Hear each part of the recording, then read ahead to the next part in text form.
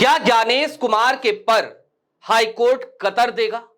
और ऐसा इसलिए क्योंकि जबरिया रिटायर्ड आईपीएस अफसर वो अदालत पहुंच गए हैं।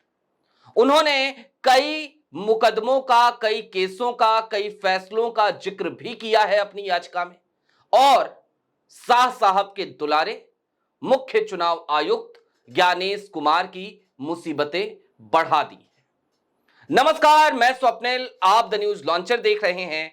11 बजे का वक्त यानी आपके और हमारी मुलाकात का वक्त, 11th आवर का वक्त। और 11th आवर में आज बात उस याचिका की जिस याचिका की खबरें अब तक आपके पास शायद नहीं पहुंची होंगी। मेन स्ट्रीम मीडिया में कहीं पर भी यह खबर शायद नहीं छपी है। हमने बहुत खोजने की कोशिश करी, लेकिन हां, हमारे पास पिटीशन की कॉपी भी है, जो रिट पिटीशन, जो याचिका जबरिया रिटायर्ड आईपीएस यानी कि अमिताभ ठाकुर साहब ने लगाई है। लेकिन आप तक वो पिटीशन पहुंचाएं, अमिताभ ठाकुर ने क्या कहा है वो आपको सुनाएं, उससे पहले मैं चाहता हूं जरा एक बार फौरी तौर पर जान लीजिए कि शाह साहब के दुलारे कैसे आज की तारीख में एक गजब की इम्यूनिटी लिए हुए बैठे हैं।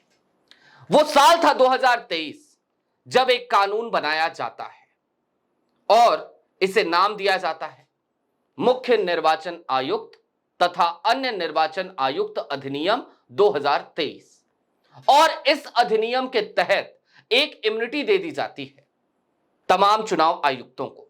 इम्यूनिटी इस बात की कि उनके खिलाफ किसी भी तरीके का कोई भी मामला दर्ज नहीं हो सकता, ना ही सिविल का मामला, ना ही क्रिमिनल मामला, ना तो फौजदारी होगी, ना दीवानी होगी। यानी कि कुल मिलाकर ज्ञानेश कुमार हो या राजीव कुमार हो या संधू साहब हो, कोई भी किसी से भी किसी को भी शिकायत हो इनमें से, तो फिर कोई रास्ता नहीं है कि इनके खिलाफ कोई कानूनी प्रक्रिया की जा सके, इनके खिलाफ कोई मुकदमा दायर किया जा सके। यह इम्यूनिटी इन्हें 2023 में मिली तमाम चुनाव आयुक्तों को।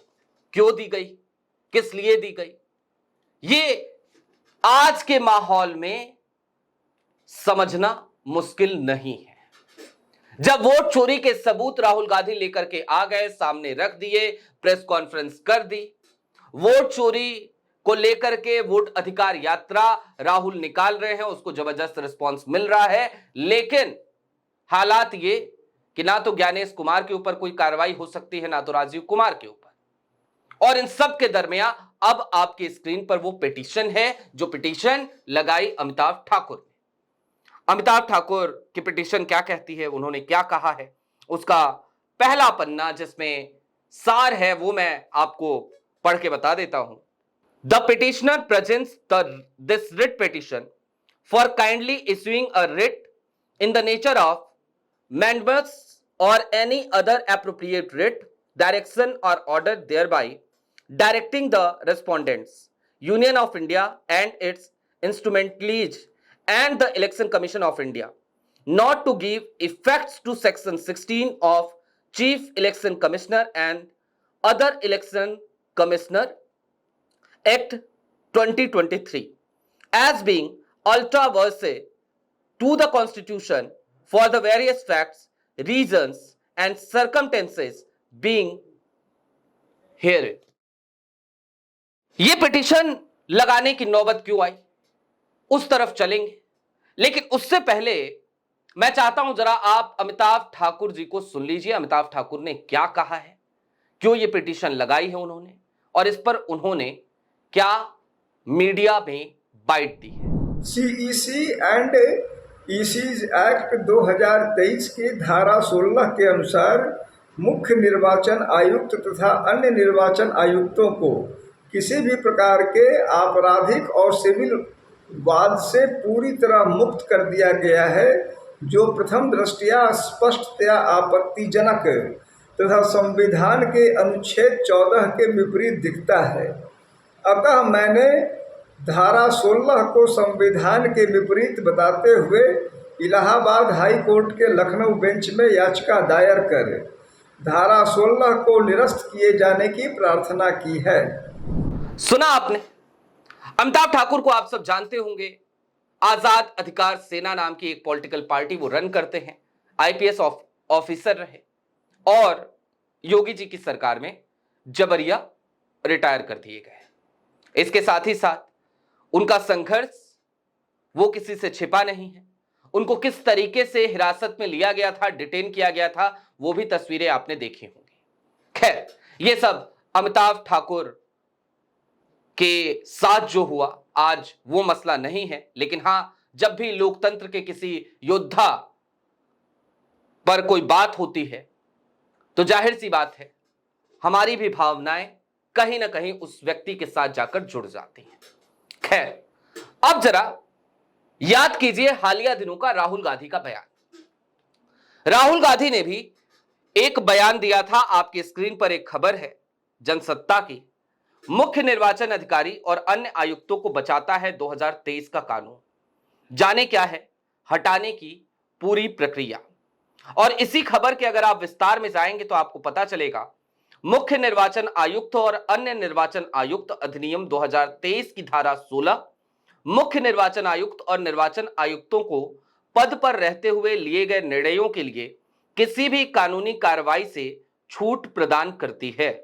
इसके मुताबिक कोई भी न्यायालय अब ऐसे किसी भी व्यक्ति के विरुद्ध कोई दीवानी या फौजदारी कार्रवाई स्वीकार नहीं करेगा और न ही उसे आगे बढ़ाएगा जो वर्तमान या पूर्व मुख्य निर्वाचन आयुक्त या निर्वाचन आयुक्त रहा हो, यदि वो कार्रवाई उसके द्वारा अपने आधिकारिक कर्तव्यों के निर्वहन के दौरान किए गए किसी कार्य, कथन या निर्णय से संबंधित हो। ये इम्यूनिटी है, एक तरीके की गजब की इम्यूनिटी है। अब अमिताभ ठाकुर साहब ने क्या दलील दी? अमिताभ ठाकुर साहब ने कहा कि इस अधिनियम की धारा जो 16 है उसमें अपने सभी कार्यों तथा सभी शब्दों के लिए सिविल और आपराधिक बात से पूरी तरह, चूंकि चुनाव आयुक्तों को छूट मिली हुई है और उन पर इस दौरान के कार्यों के लिए कोई सिविल और आपराधिक वाद नहीं चल सकता है। ऐसे में उन्होंने ये दलील दी कि भाई ये जो छूट इन्हें मिली हुई है, ऐसी छूट तो सुप्रीम कोर्ट और हाई कोर्ट जज सहित किसी भी अन्य प्राधिकारी को इस प्रकार की पूरी छूट, पूरी आजादी, पूरी सुरक्षा नहीं दी गई है और इसीलिए उन्होंने इसे संविधान के अनुच्छेद 14 के विपरीत बताते हुए हाई कोर्ट से इस अधिनियम की धारा 16 को निरस्त किए जाने की प्रार्थना की है। एफिडेविट की का जो हिस्सा, रिट पिटीशन का जो हिस्सा मैंने आपको दिखाया था, उस पिटीशन में जाहिर सी बात है 16 को चुनौती दी गई है और साथ ही साथ इन तमाम लोगों को नोटिस जारी करने की भी बात की गई है। जाहिर सी बात है जब 2023 में यह कानून बना था तो उसके बाद से लगातार इस कानून पर कई सवाल खड़े किए गए हैं। लेकिन अब जरा हाल की स्थितियों को देखिए। राहुल गांधी ने 7 अगस्त की तारीख को प्रेस कॉन्फ्रेंस करी थी वोट चोरी को लेकर और तमाम सबूत बेंगलुरु सेंट्रल की जो सीट थी, एक assembly seat Bengaluru central Lok Sabha की, महादेवपुरा, उस पर जो उन्होंने एनालिसिस निकाला था, 30-40 लोगों की जो टीम बिठाई थी, जो तकरीबन 6 महीने से काम कर रही थी, उसके बाद जो उन्हें सबूत मिले थे उन्होंने वो सबूत रखे। लेकिन राहुल गांधी के हाथ कैसे बंधे हुए हैं आप देखिए। राहुल गांधी आज की तारीख में राजीव कुमार के ऊपर कोई केस नहीं कर सकते। राहुल गांधी आज की तारीख में ज्ञानेश कुमार को कोर्ट के कटघरे में नहीं खींच सकते। सबूत है, साक्ष्य हैं, फिर भी नहीं कर सकते। लिहाजा राहुल गांधी को सड़कों पर उतरना पड़ा है। वो सड़क पर उतरे हैं, वोट अधिकार यात्रा निकाल रहे हैं और राहुल गांधी ने खुद भी इस बात का जिक्र किया था कि इन्हें चूंकि इम्यूनिटी दे दी गई है, लिहाजा ये सब कुछ हो रहा है। अब अमिताभ ठाकुर की ये याचिका जो हाई कोर्ट पहुंची है, अगर इस पर इसे स्वीकार किया जाता है और फिर इस पर सुनवाई होती है और फिर जैसा कि अमिताभ ठाकुर ने कहा कि ये संविधान की धारा 14 का उल्लंघन है, तो निश्चित तौर पर एक बड़ी मुसीबत शाह साहब के दुलारे ज्ञानेश कुमार के सर पर मंडराती हुई दिखेगी। और ऐसा इसलिए भी होगा क्योंकि ज्ञानेश कुमार उस दिन जब प्रेस कॉन्फ्रेंस कर रहे थे तो आपने देखा होगा उनका कॉन्फिडेंस गजब का था। ऐसा लग रहा था जैसे कोई डर नहीं है, कोई भय नहीं है, कुछ भी बोलेंगे, झूठ बोलेंगे, झूठा फैक्ट चेक करवाएंगे, लेकिन उनका कोई क्या बिगाड़ने का। अब देखना दिलचस्प होगा हाई कोर्ट में क्या होता है। अभी के लिए दीजिए इजाजत, कल फिर होगी मुलाकात इसी वक्त द न्यूज लॉन्चर पर। कार्यक्रम यही होगा 11 आवर। शुक्रिया।